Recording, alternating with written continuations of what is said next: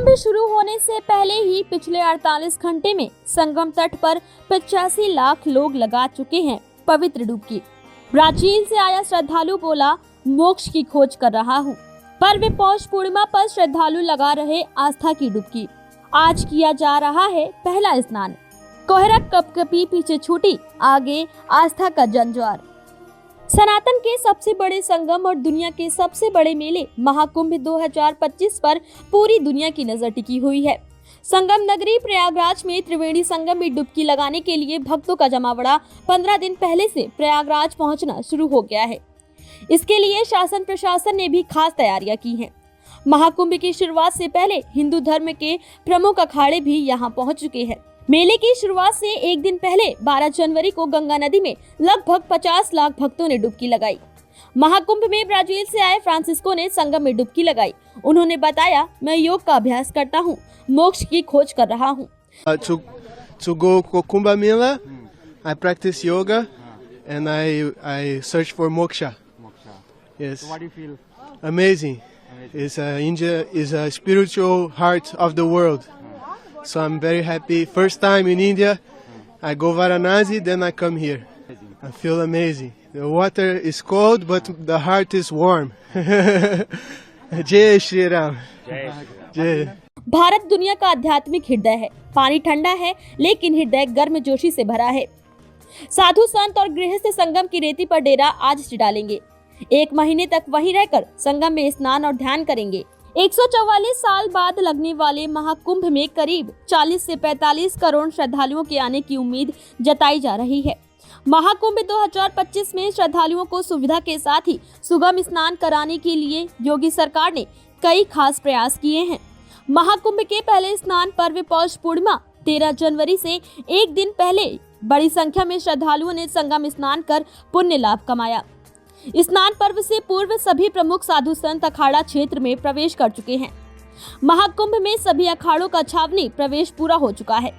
रविवार को श्री पंचायती अखाड़ा बड़ा उदासीन का छावनी क्षेत्र में प्रवेश हो गया है। इसके साथ ही महाकुंभ में सनातन के ध्वजवाहक 13 अखाड़ों की छावनी क्षेत्र में मौजूदगी दर्ज हो गई। 14 जनवरी को मकर संक्रांति पर पहले अमृत स्नान पर सभी अखाड़े अपने क्रम के अनुसार स्नान करेंगे।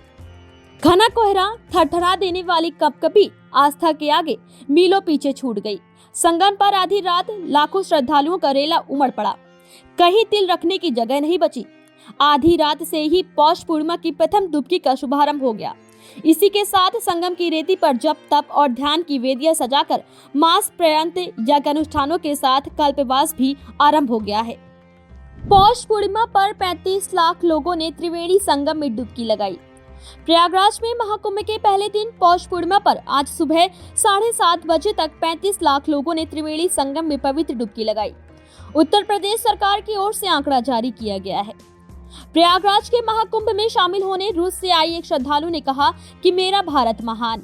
भारत एक महान देश है। हम पहली बार कुंभ मेले में आए हैं। यहाँ हम असली भारत को देख सकते हैं।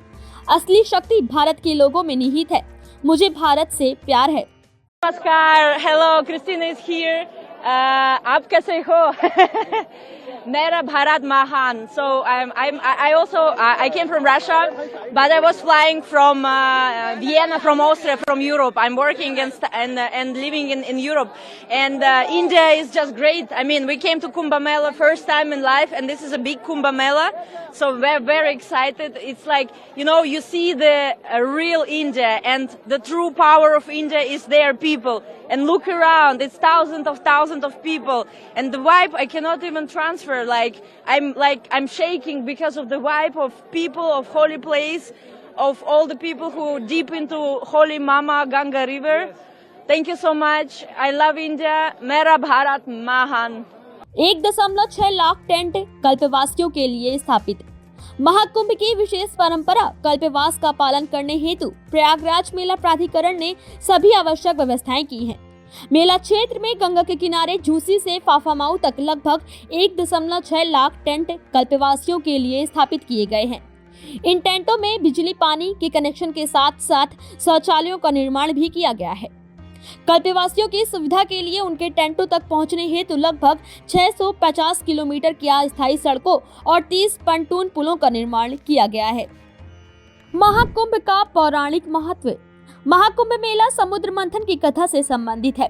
पौराणिक मान्यता के अनुसार जब समुद्र का मंथन किया गया तब उसमें से अमृत का कलश प्रकट हुआ। देवताओं और राक्षसों के बीच इस अमृत को प्राप्त करने के लिए 12 दिन तक संघर्ष चला। इस प्रक्रिया के दौरान अमृत की कुछ बूंदें पृथ्वी पर 4 स्थानों पर गिरी: प्रयागराज, हरिद्वार, उज्जैन और नासिक। इन्हीं स्थानों पर कुंभ मेले का आयोजन किया जाता है।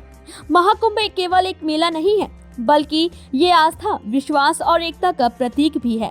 यहाँ लोग संगम में स्नान करते हैं, दान पुण्य करते हैं और साधु संतों का आशीर्वाद प्राप्त करते हैं। ये माना जाता है यदि कोई व्यक्ति 3 दिन तक नियमित रूप से स्नान करता है तो उसे हजारों अश्वमेध यज्ञ के समान पुण्य की प्राप्ति होती है। महाकुंभ का आयोजन 45 दिनों तक। महाकुंभ का आयोजन 13 जनवरी से प्रारंभ होकर 26 फरवरी तक चलेगा। इस अवधि में मुख्य स्नान पर्व निम्नलिखित है: 14 जनवरी 2025 मकर संक्रांति, 29 जनवरी 2025 मौनी अमावस्या, 3 फरवरी 2025 बसंत पंचमी, 26 फरवरी 2025 महाशिवरात्रि। स्नान के लिए 44 घाट बनाए गए हैं। प्रयागराज में श्रद्धालु कई किलोमीटर पैदल चलकर मेला क्षेत्र में पहुंचे हैं। स्नान के लिए 44 घाट बनाए गए हैं। श्रद्धालुओं और संतों पर पुष्प वर्षा कराई जाएगी। इस बार महाकुंभ करीब 40 करोड़ श्रद्धालुओं के पहुंचने का अनुमान लगा रहा है। महाकुंभ में भीड़ को देखते हुए कुछ पुलों पर आवागमन रोक दिया गया है। यातायात प्रबंधन योजना में तात्कालिक तौर पर संशोधन किए गए हैं।